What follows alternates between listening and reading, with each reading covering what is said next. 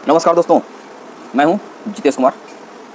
और दोस्तों, कल से जब भारत पाकिस्तान पे ऑपरेशन सिंदूर के नाम से जब उस पर अटैक होता है, मिसाइल से हमले होते हैं, तो सबसे पहले उन लोगों ने जितना भी अपना प्रोपगेंडा अपनाना था उन्होंने तो अपना लिया भाइयों।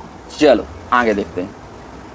अब क्या होता है कि प्रोपगेंडा अपनाने के बाद वहाँ के मतलब पाकिस्तान, अरे गलती हो गया, भिखारिस्तान के लोगों ने वहाँ के बड़े बड़े भिखारियों, जैसे वहाँ के प्रधानमंत्री भिखारी, वहाँ के सेना अध्यक्ष आसिम मुनीर, ISI का चीफ भिखारी, फॉरेन मिनिस्टर महाभिखारी, तो वहाँ के लोगों को अब बार बार पूछा जा रहा है, वहाँ से बोला जा रहा है कि हम भी भारत पे वापस से हमला करेंगे।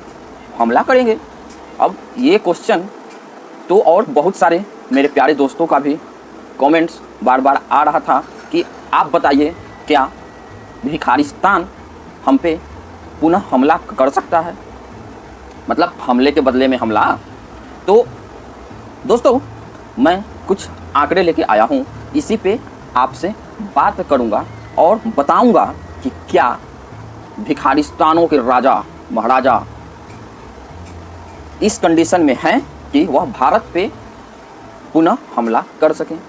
तो हम देखते हैं कि भारत के पास अभी कुल कितना, वहाँ जो टोटल GDP है कितना है, आप हमें अनुमान से कमेंट करके बता सकते हैं।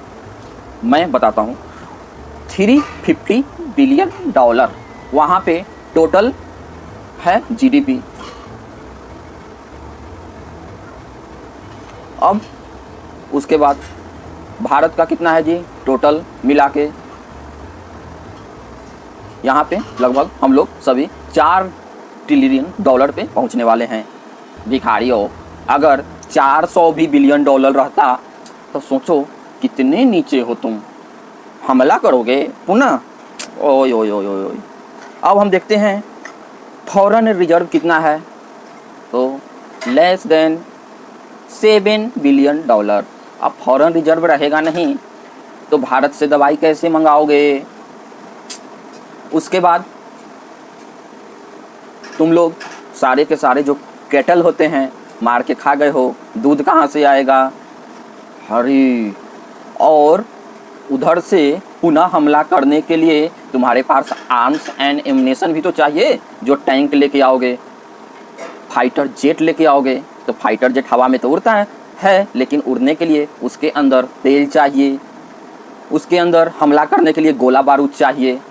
कि कितना दिन का है भिखारियों, ज़रा बताइयो। 3 दिन का बाकी है। अब 3 दिन अगर तुम मान लो भारत पर पुनः हमला कर देते हो, और अगर भारत का मूड खराब हो गया, जो कि अभी है, तो तुम पे अगर भारत पुनः हमला किया तो कितना दिन लड़ पाओगे। 3 दिन। 3 दिन में होगा क्या, तुम्हारे यहाँ के और जितने भी बड़े बड़े भिखारी हैं, आधे ने तो देश छोड़कर पहले ही भाग चुका है। अब मतलब बड़े बड़े वाला भिखारी, छोटे वाले भिखारी भी देश से बाहर ही हैं, लेकिन अल्लाह के नाम पे दे दे बाबा, अल्लाह के नाम पे दे दे बाबा, अगर कुछ ऐसा मांगने के लिए है तो वे लोग भी बाहर हैं।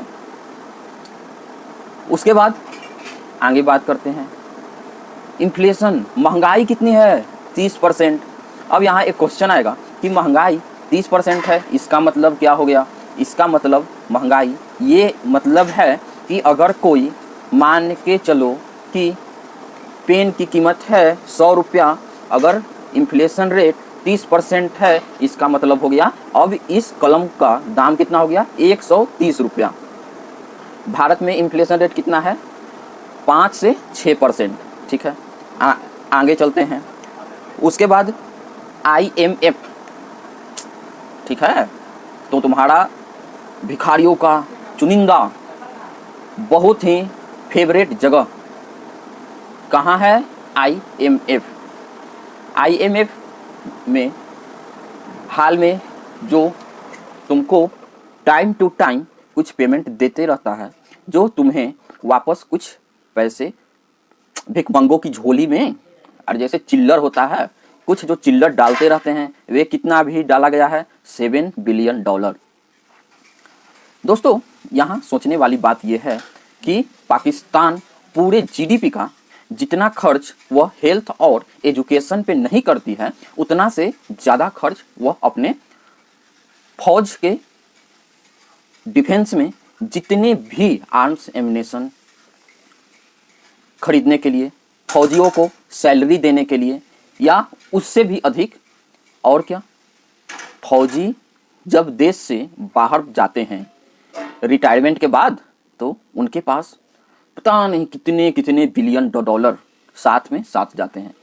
तो वहाँ पे इन्फ्लेशन रेट इतना है, अंदर करप्शन इतना है, बॉर्डर पे मरने के लिए छोटे सिपाही हैं, बड़े सिपाही जो हैं वहाँ के, जो मतलब भिखारियों की सरदार, उनको कितना इन्फ्लेशन है जी।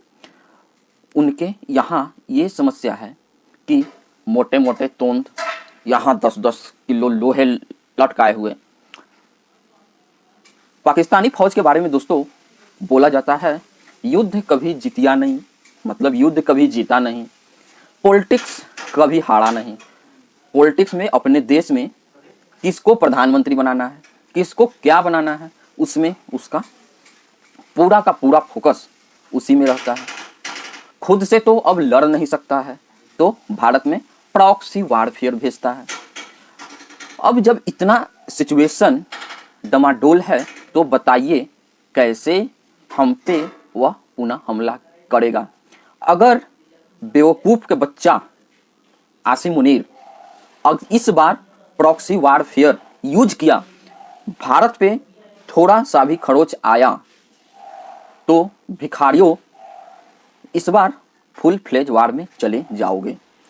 और जहाँ तक चांस है, ये भिखारी वापस किसी न किसी तरीका से यह करने की कोशिश जरूर करेंगे, क्योंकि कुत्ते की पूंछ कभी सीधी नहीं होती। उसी प्रकार से पाकिस्तान के आर्मी, ISI चीफ, जितने भी ये सब हैं, ये कुत्ते की दूम से भी हल्की टेढ़ी चीज़ है। सामने सामने लड़ेगा नहीं और पीछे से भो भो भो ओला आवाज़ निकालते रहेगा, और अपने मालिकों, मतलब अब फर्स्ट मालिक को, मतलब अपने पहले अब्बू भारत को छोड़ के बाकी और जितने सौतेला अब्बू हैं, जैसे चीन, अमेरिका, सऊदी अरब, तुर्क, यहाँ पे जाके अपना पोंछ हिलाते रहेंगे। अब पोंछ हिलाने से होगा, मालिक कुछ दे दो, कुछ दे दो, उधर से बाहर बाहर निकल, इस तरह से करके उसको वहाँ से पुनः भगाया जाएगा। अगर कुत्ते की पूंछ हिलाने से भी कुछ नहीं मिलेगा, भिखारियों तुम्हारे साथ तो बहुत बुरा होगा। अब क्या करोगे, युद्ध करोगे, बहुत दिक्कत। भारत पहले जो समय समय पे तुम्हारे यहाँ पे कृषि उत्पादन के लिए एक लिमिट में पानी दिया करता था, भिखारियों पता चला कि कुछ दिन पहले भारत पुनः क्या कर दिया, पानी छोड़ दिया। अब बताओ, अभी खेत में क्या हुआ कि बीज रोपने का टाइम है, अब पानी ज़्यादा आ जाएगा तो बीज क्या होगा, बीज सारा का सारा दह के चला जाएगा नदी में। जब बाढ़ आ जाएगा, खेत में बीज बचेगा ही नहीं, तो फसल तैयार होगा कैसे।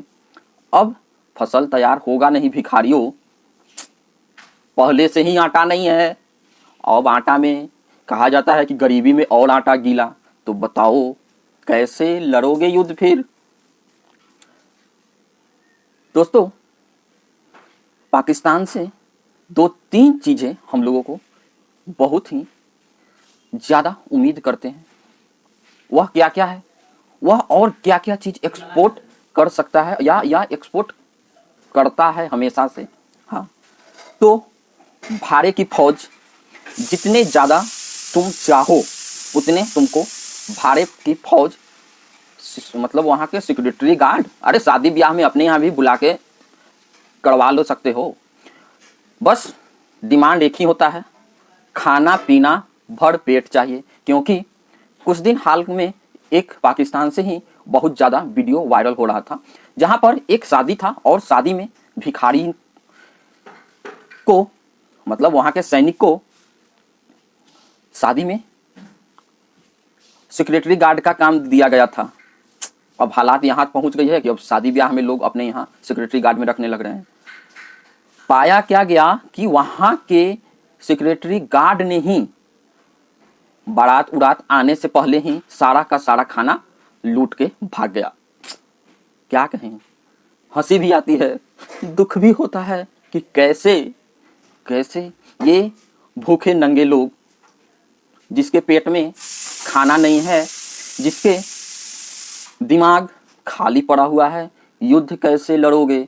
अब तो समस्या यहाँ तक मोरल डाउन है कि अब उन लोगों को समय पे जो कुछ पैसा मिल जाया करता था सैनिकों को, अब पूरे कंट्री में ही पैसा नहीं है, पूरे कंट्री ब्लैकआउट करवा रखा भाई, तो सैनिक को पैसा भी देने में समस्या आ रहा है। सैनिक अलग से रिजाइन मार रहे हैं। हमेशा आता है कि कभी 250 लोग, कभी 100 लोग, सामूहिक रिजाइन समारोह वहाँ पे चल रहा है। अब जब सामूहिक रिजाइन समारोह चल रहा है तो इसमें कैसे भिखारियों तुम और भिखारियों के सरदार तुम, हड़प फौज कैसे भारत पे हमला करेगी। चलिए, ये तो हो गया भारत की बात। अब थोड़ी बहुत बात कर लेते हैं बलूचिस्तान की। उधर बलोच लिबरेशन आर्मी BL वालों ने रोज के हिसाब से उन लोगों ने भी, जैसे सुबह शाम का नाश्ता बना रखा है भाई पाकिस्तानी सैनिकों का, उन लोगों ने भी कम से कम 10 सैनिक प्रतिदिन मारना ही मारना है। अगर गलती से एक आध दिन 2 दिन गैप हो गया तो तीसरा दिन पता चलता है कि टोटल के टोटल ट्रक को ही एम्बुश कर दिया। अब इस तरीका से वहाँ के जो सप्लायर हैं, कॉफेन जिसको बोलते हैं, कॉफेन वालों ने भी हाथ जोड़ लिया है कि भाई इतना ज़्यादा सप्लाई हम दे पाने में असक्षम हैं। अब ये हो गया तो खैबर पख्तूनख्वा, अफगानिस्तान, पठान लोग, उन लोगों का अलग तरीका से चल रहा है भाई। वे लोग इधर से कुछ सैनिक निकल के पंजाब की साइड से सोचते हैं कि बलूचिस्तान में जाके बचा लेंगे। जैसे ही बलूचिस्तान तक पहुंचते हैं, इधर से TTP वाले पंजाब पे चढ़ाई कर देते हैं। अब पंजाब पे चढ़ाई कर देने के बाद न सैनिक बचा, अब उधर बलोच से लड़ने जाएगा, इधर से TTP वाले हमला कर देते हैं। TTP से जाएगा, इधर से भारत हमला कर देता है। जब वहां से भाग के भारत के बॉर्डर पे आएगा, उधर BL वाले हमला कर देते हैं। अरे जाए तो जाए कहाँ, भागे तो भागे क्या, बोले तो बोले क्या, खाए तो खाए क्या। भिखारियों, बहुत दुख होता है। चलो एक बार अपने अब्बू को फिर से सलाम बोलो, बोलो जितेश अब्बू सलाम। यहाँ अब्बू नहीं बोलना, पापा बोलना। जय हिंद, जय भारत। दोस्तों, हम अगला बार में जानेंगे कि ऑपरेशन सिंदूर में जितने भी ये आतंकवादी भिखारिस्तान के सैनिक जो इसका मृत्यु हुआ है, क्या उनको जन्नत मिलेगी या नहीं, या जहन्नुम, मतलब अपने भाषा में स्वर्ग मिलेगी या नरक, हम इस पे बात करेंगे। आप हमारे वीडियो को जरूर से जरूर देखें, लाइक करें, सब्सक्राइब करें और शेयर करें। अपने दोस्तों के पास जरूर से जरूर साझा